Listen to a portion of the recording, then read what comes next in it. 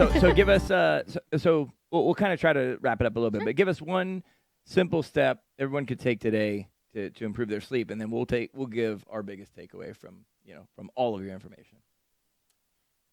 I would say that one is just the mindset, the way that you're looking at sleep is to shift it from thinking that there's nothing I can do about it. There's no way that my sleep is just going to be a disaster, to realizing that you really can take that control back, even just reframing that, thinking of sleep being something that you enjoy instead of that thing of dreading your bed because, oh, how long am I going to be awake? Am I going to sleep tonight? Am I just wasting my time? I think it's shifting the way that we look and think about and reprioritize our sleep. I think practically it's having that consistent schedule of the bedtime and the wake time. And honestly, that writing that you're doing for that brain dump before bedtime, that you don't have to call it worry time. It could be process time, gives your brain back that decompression time. So then your sleep can start working better for you. Good. Jason. Yeah, this is great. And I think you made a good point for me. I mean, I think so many of us, you just assume that's the way you are. I'm a bad sleeper, or this is the way I've always been. This is who I am. That's just me. I'm just not a great sleeper. But reframing it where, no, you actually can improve it. You can change it. So, no, a big takeaway for me is actually the creating that window. It's going to be a little scary at first because I don't go to bed at 11 o'clock at night. But if that's all the sleep that I'm really getting, squeeze it and then build from there. That's a great takeaway for me. And also, next time I'm in a hotel, I'm going to pull those hangers out of the closet and clip. I've never thought of that. Have you That's ever a great used idea. sleep dots? Mm-mm. You can get think of like the decals that you put on your window for the holidays. You can peel off. They have ones that they sell that are black or dark brown, and you can put them over all of the little lights in a hotel room that keep you up at night.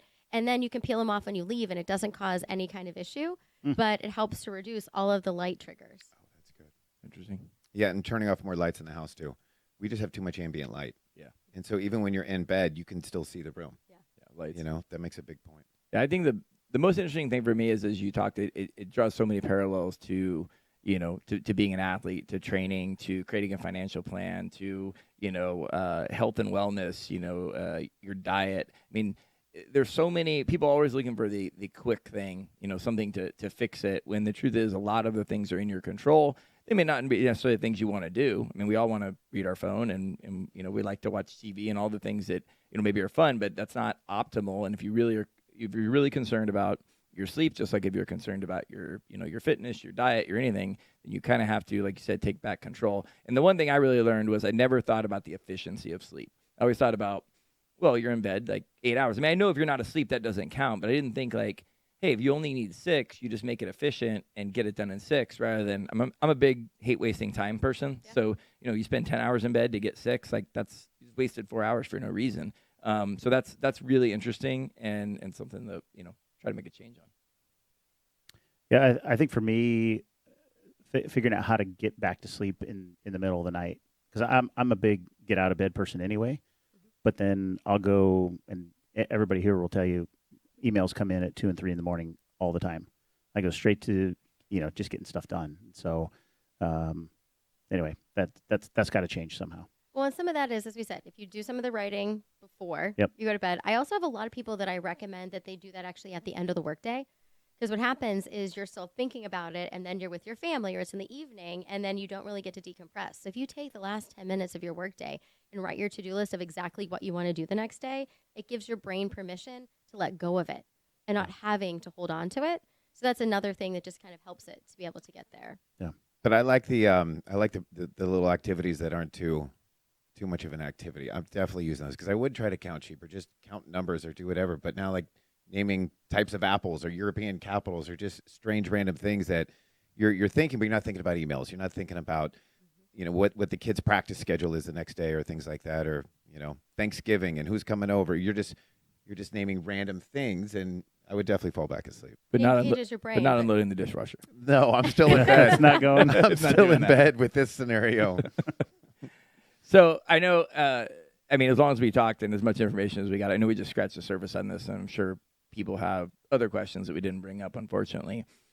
Tell people where they can find you, where they can ask questions, where they can get more information, because this was phenomenal. Thank you. So my company is called Mind Impact Consulting. That's the website, mindimpactconsulting.com. On that website, they can access my Wellbeing Wednesday video library. I started it in January of 21, and there's about 180 to 200 videos on there right now. They're 3 minutes, very short, go through all different topics for stress, anxiety, sleep, every different aspect. And you can go through and watch it really quickly to get a few practical tips and strategies. So that's available to them. I have resources like the Sleep Well Guide on there to help individuals to be able to go through all different tips and strategies. I know we didn't even get into things like pets and kids and so many other topics. So, and all of my contact information is there as well. People can also follow me. I'm on all the social media channels. So I put out still those videos every couple weeks. So if they want to connect on LinkedIn or Instagram, Facebook, whatever their preferred social media channel is, those are available as well. But people can send me an email and connect with me through the website if they have a question that they want to ask for themselves or asking for a friend that they don't want to talk about, like the snore monster sleeping next to them. Perfect. Yeah, Well, I want to say thank you for coming. This is pretty thank awesome. We really appreciate you.